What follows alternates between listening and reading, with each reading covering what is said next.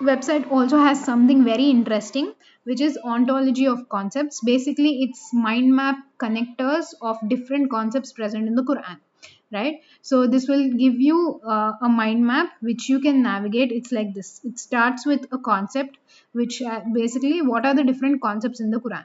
So there are this has divided it into 12 major concepts, and these 12 concepts are again having subcategories, subcategories, and so on. So when someone is reading in the reading the Quran, studying it, they are interested about a particular topic.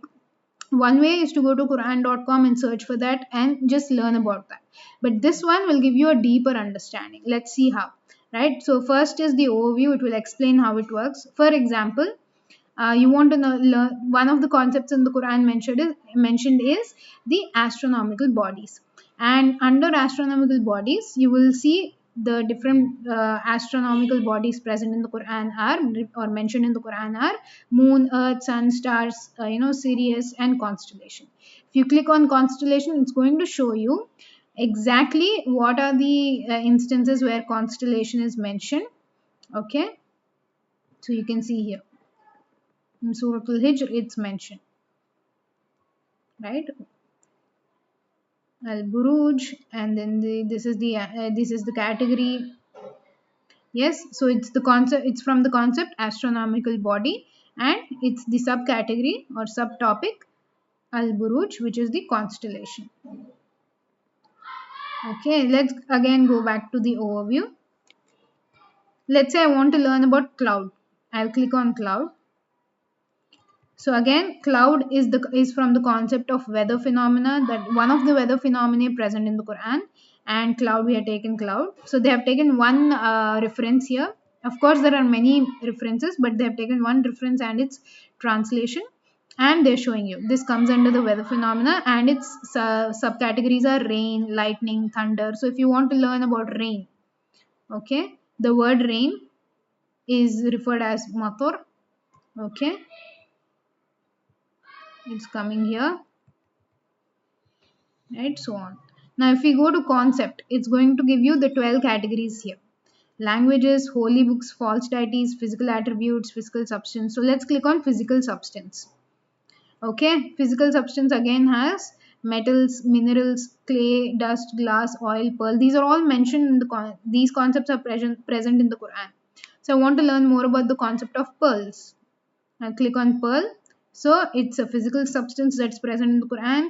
It's called the lu'lu, right? And here is a verse that's present. There are many instances of lu'lu, but it's picked one verse and its meaning, right? So parallels of pearl are probably glass.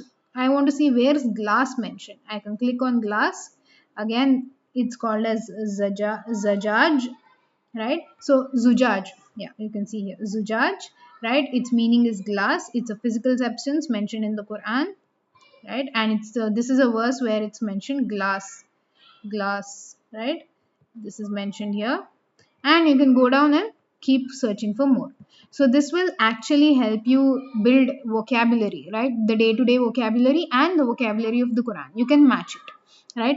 For example, you can also quiz your students saying, okay, you can teach them these words and ask what are some physical substances present in the Quran, right?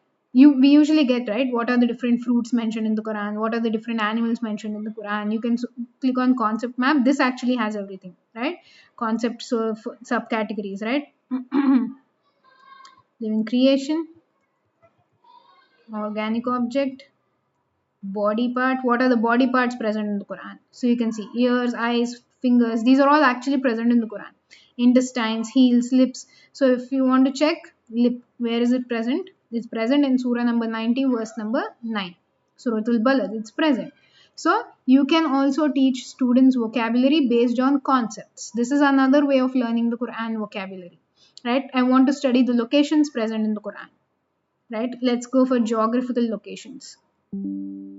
Let's go for cities. So what are the different cities? Babylon, Badr, Makkah, Hunain, Iram, Makkah and Bakka are almost, the same. Medina, Yathrib. Medina and Yathrib are also same, right? So this is how you can learn different concepts and different kinds, categories of vocabulary.